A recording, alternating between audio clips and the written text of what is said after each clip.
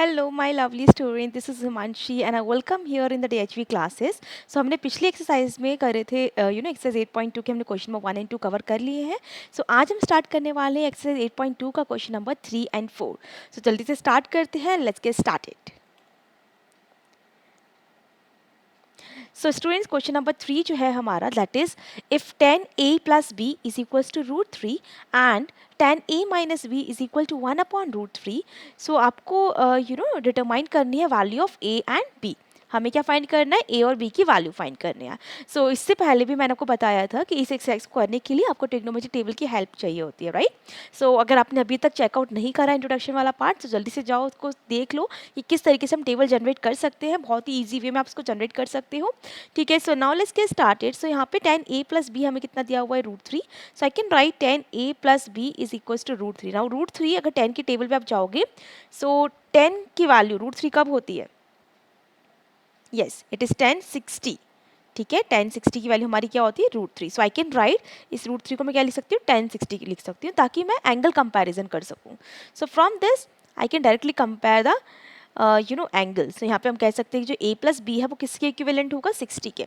और एक चीज़ मत करना, बहुत सारे बच्चे क्या करते हैं स्टार्टिंग में इसको कैंसिल कर देते हैं कि 10 और 10 कैंसिल हो गया. कैंसिल कभी नहीं होते, हम सिर्फ एंगल कंपेयर करते हैं. सो हम सिंपली डायरेक्टली क्या लिखेंगे? a plus b will be equal to 60. ठीक है, अब इसको इक्वेशन नंबर 1 लेट कर लेते हैं. सेकेंड पार्ट में गिवन है कि जो 10a माइनस बी है that is 1 upon root 3. Again 10 की टेबल में जाओगे एंड चेक करो कि 1 अपॉन रूट 3 कौन से एंगल पे होता है.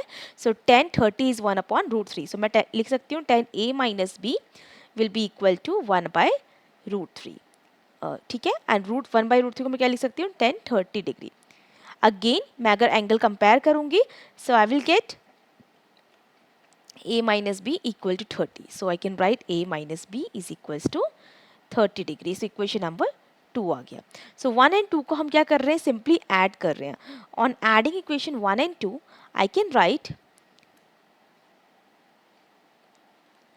on adding equation 1 and 2. So I can write a plus b is equal to 60 degree and a minus b is equals to 30 degree. You can check that कि b यहाँ पे opposite sign है, addition में sign change नहीं करते. सो b to b cancel हो गया. a plus a कितना हो गया हमारा? 2a and 60 plus 30 becomes 90.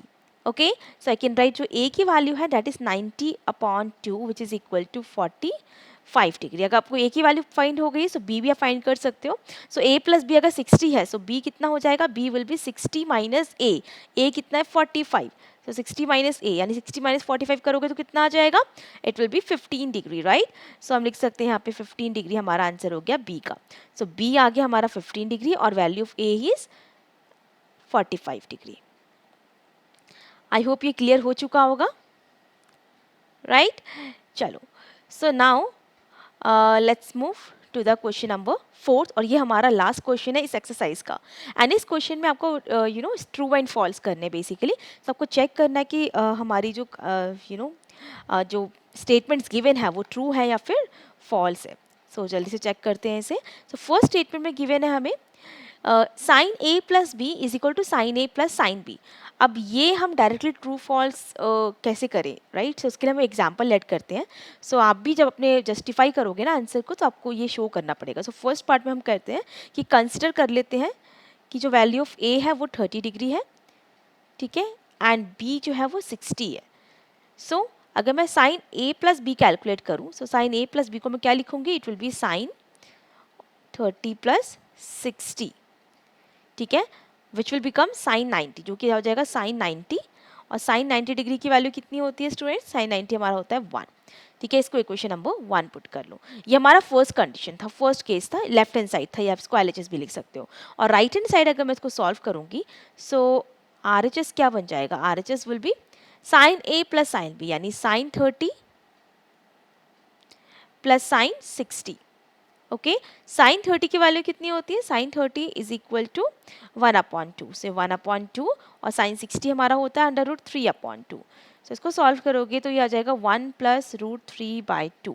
सो आप क्लियरली दोनों इक्वेशन को कंपेयर करके कह सकते हो कि जो साइन ए प्लस बी था वो साइन ए प्लस साइन बी के इक्वल नहीं है.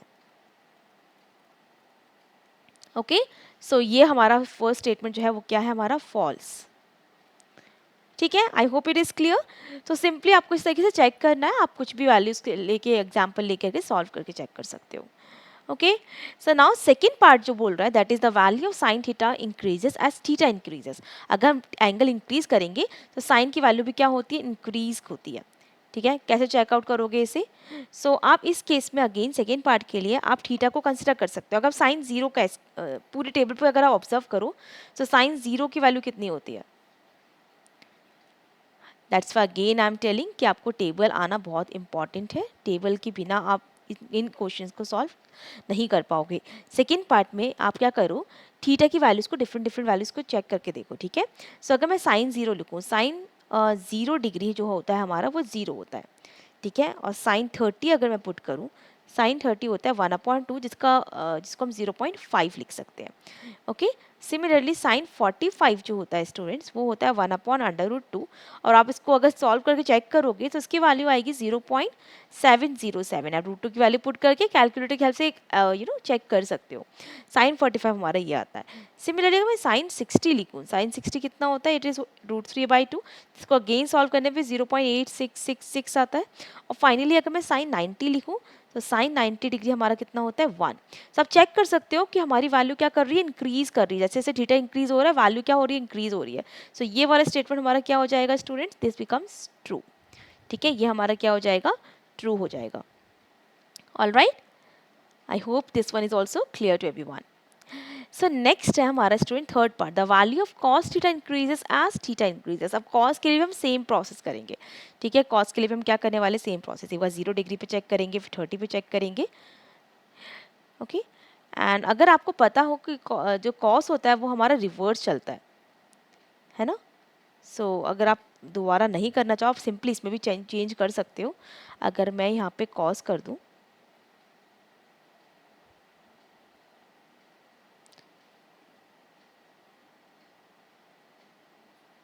सो ये आपका बनेगा आपको अपोजिट चलना है। पहले आप लिखोगे कॉस 90 हमारा क्या होता है 0, फिर कॉस 60 हमारा होता है 1/2।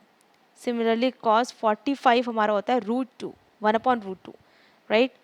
Cos 30 and this is cos 0। सो ये अपोजिट है साइन का, बिल्कुल, है ना। मतलब हम थीटा जब इंक्रीज करते हैं या फिर हम कहें थीटा जब हम डिक्रीज कर रहे हैं तो वैल्यू इंक्रीज हो रही है। सो ये एक तरीके से इन्वर्सली प्रोपोर्शनल वाला केस बन रहा है, क्योंकि अगर वैल्यू हम थीटा की बढ़ाएंगे तो वैल्यू घटेगी। देखो 0 डिग्री था ना, 0 से 30 पे आई, वैल्यू कम होती चली गई, और आगे जा रहे हैं और कम हो रही है, करते करते वो 0 पे आ जा रहा है 90 पे। सो ये स्टेटमेंट हमारा कैसे हो जाएगा, फॉल्स हो जाएगा। आई होप आपको समझ में आ गया होगा किस तरीके से हम चेक करते हैं, और यही हमारा जस्टिफिकेशन होता है, जो हम यहाँ पे लिख रहे हैं यही हमारा जस्टिफिकेशन है।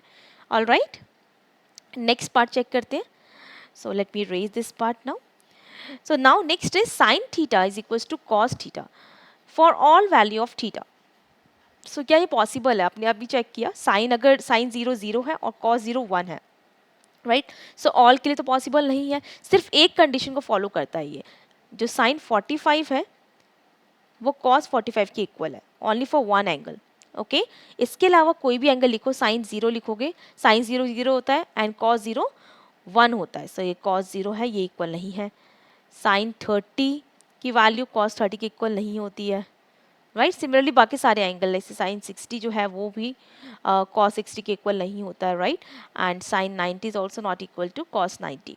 सो सिर्फ एक एंगल स्टूडेंट जो है वो हमारा इक्वल रहता है। सो यहाँ पे लिखा है for all values of theta.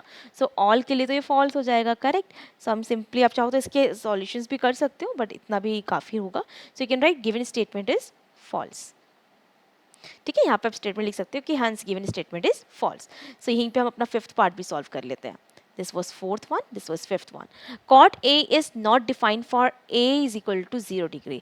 मतलब cot 0 की वैल्यू, cot 0 कितना होता है? Come on.